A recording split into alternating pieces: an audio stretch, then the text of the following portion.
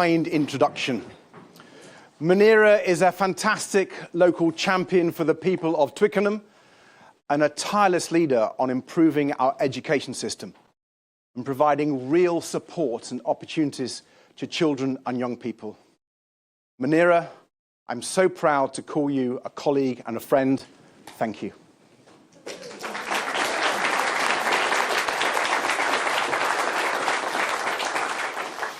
And thank you all for coming here today to help me unveil the Liberal Democrat manifesto. It has been an intense couple of weeks, finalising this 114-page document, packed full of detailed policies, all of them carefully costed. Now, of course, I've needed the occasional break, but when I asked my campaign team to find the odd activity to help me unwind, I had no idea what I was letting myself in for. It has been quite something to be told by my team that I've become a bit of a meme on social media. And can I just say to those who have suggested that my next campaign stop should be wrestling a crocodile or being fired out of a cannon, please stop giving my campaign team these ideas. They really don't need any encouragement, believe me. What has been truly overwhelming over the past week or so have been the incredible messages I've received from people who've heard me talking about my experiences, caring for my mum when I was a teenager, and as Emily and I care for our wonderful son, John, today. Really humbling messages from people across the political spectrum and outside of politics altogether, welcoming our focus on care and carers. And the most touching messages of all have come from other carers, people looking after their loved ones, who've got in touch to say, that's my story too. To say how refreshing it is after so long feeling forgotten and ignored by people in power, to hear a politician talking about these issues from personal experience. Your messages mean so much to me. That's exactly why I've been telling my caring story. Because it's not just my story. It's the story of millions of people across our United Kingdom, looking after loved ones, making sacrifices, find it exhausting sometimes, but also full of love. Caring has been in the shadows for far too long, and I am proud that as a party we have brought it into the light. Like so many people, my caring story started young. I was 9 when my mum was diagnosed with breast cancer. My dad had died when I was 4, taken from us just a few months after being diagnosed with a cancer called Hodgkin lymphoma. So it was just my mum, my 2 brothers, and me. She battled the cancer for years, but when I was 12, it spread to her bones, and the doctors told her it was incurable. In the last 18 months or so, her pain was excruciating. She was confined to her bed, and caring for her became my life, before school and after school, giving her morphine for the pain, helping her on and off the toilet, sitting on her bed for hours, just talking to her, trying to make the most of every minute. And I was 15 when it finally took her, visiting her on a totally unsuitable dementia ward, in my school uniform, when she died. Now, I never called myself a young carer. I never thought of myself that way.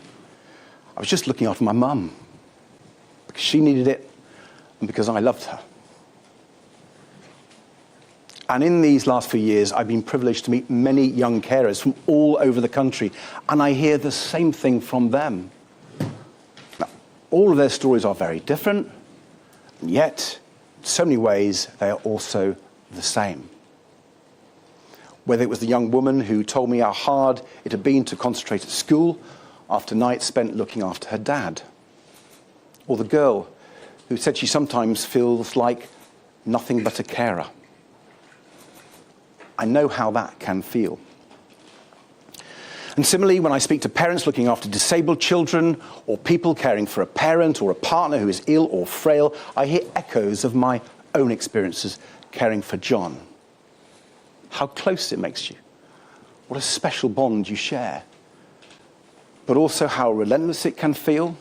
Physical challenges, the lack of a break, all the paperwork, the appointments, the phone calls. How often it can feel like no one understands. And how much of a difference just a little extra support can make. And these are the experiences that we must bring out of the shadows. Because the truth is that unless we properly value care, unless we properly support carers, we will never be able to fix the crisis in our NHS or get our economy back on track. And that's why I'm so proud that the Liberal Democrats have put health and care at the heart of our campaign in this general election, and at the heart of our manifesto too. Because there is no doubt that both the NHS and care are in crisis. More than 6 million people stuck on hospital waiting lists. People are waiting hours in pain for an ambulance to arrive, or weeks to see a GP or an NHS dentist, if they can even find one. Tens of thousands of cancer patients are waiting months to start urgent treatment. Months! When every day could make all the difference. Hospital roofs are literally crumbling, and the Conservatives have broken their promise to build 40 new ones. Talk to anyone in the NHS and they will tell you a major cause of the crisis in our health service is the crisis in social care. Right now there are thousands of people stuck in hospital beds well enough to be discharged but unable to leave because the care they need at home or in a care home simply isn't there. After years of Conservative chaos and neglect, the scale of the challenge is enormous. So our manifesto doesn't shy away from that. We are putting forward a bold, ambitious and fully costed plan to tackle the health and care crisis from top to bottom. This is a manifesto to save the NHS.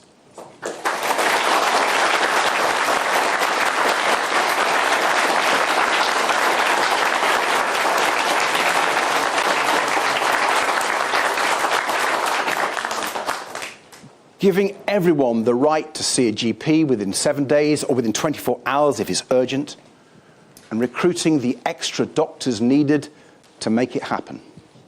Improving access to dentists and pharmacists too, because we understand that if more people can get the early care they need locally, fewer people will end up in hospital in the first place.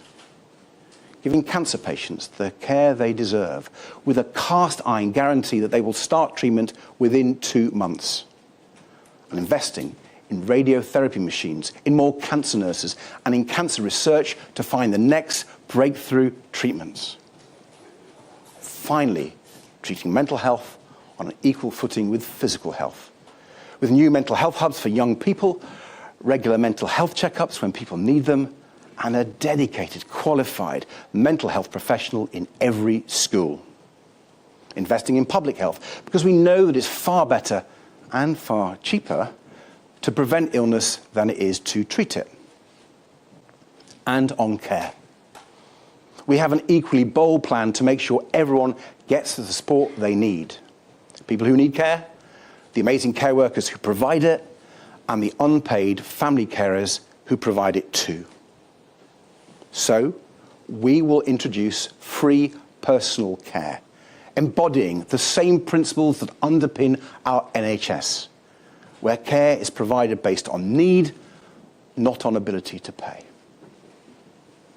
We will value care workers properly and help to fill the more than 150,000 vacancies in social care by introducing a new, higher minimum wage, especially for care workers, and setting up a new Royal College of Care Workers.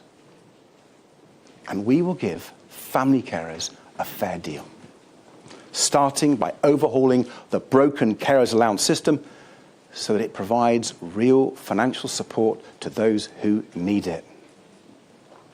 Just imagine what this would all mean for people across our country. Instead of being stuck in an overcrowded hospital ward, thousands of people could come home to be cared for by their family, with both the professional carers and the financial support they need to make it work. We can transform cancer care and boost survival rates to among the best in the world. We can help people live more years of their lives in good health with all the benefits that that brings with it.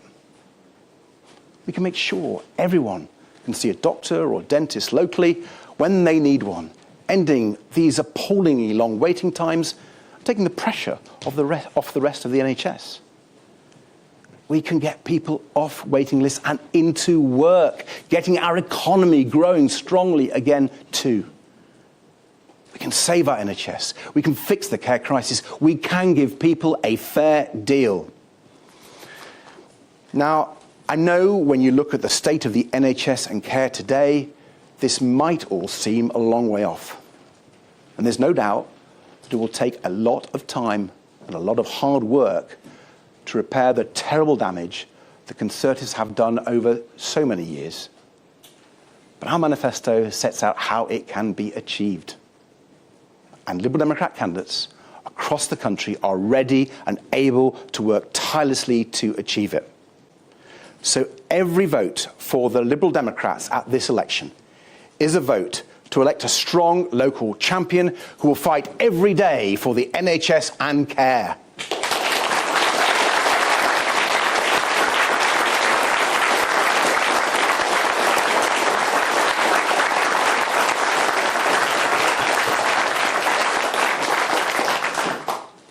I'm truly proud of the focus our manifesto puts on these issues.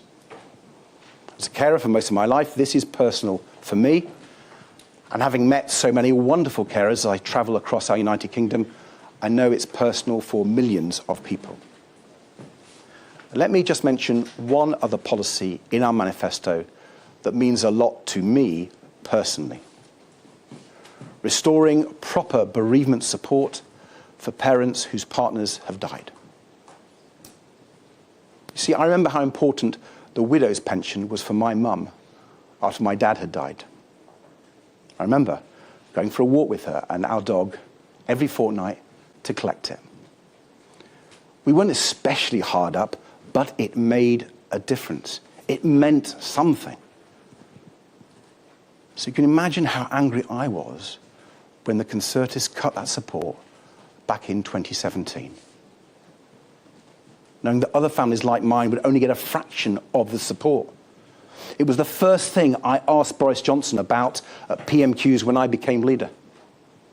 And I'm proud that in this manifesto we commit to reversing those cuts and restoring proper support payments to parents like my mum.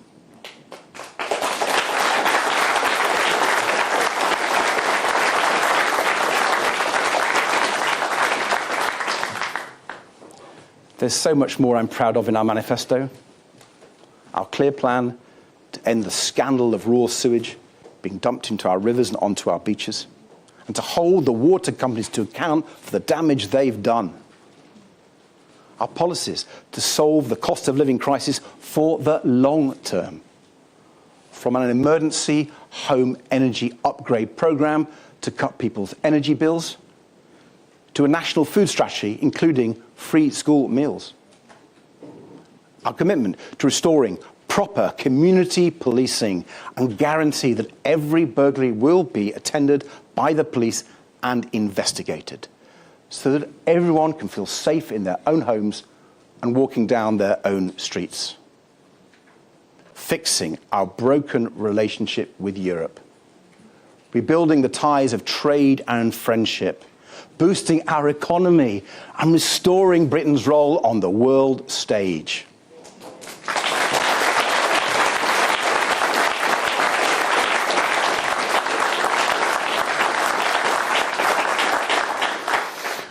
All these and more are crucial for delivering the fair deal that British people deserve.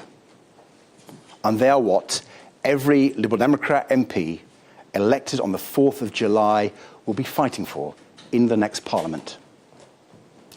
But if we are truly to tackle the big challenges facing our country, from health to the environment, crime to the cost of living, there is one more part of our manifesto that is absolutely critical. Our policies to transform the nature of British politics itself. Ending first past the post and replacing it with fair votes through proportional representation.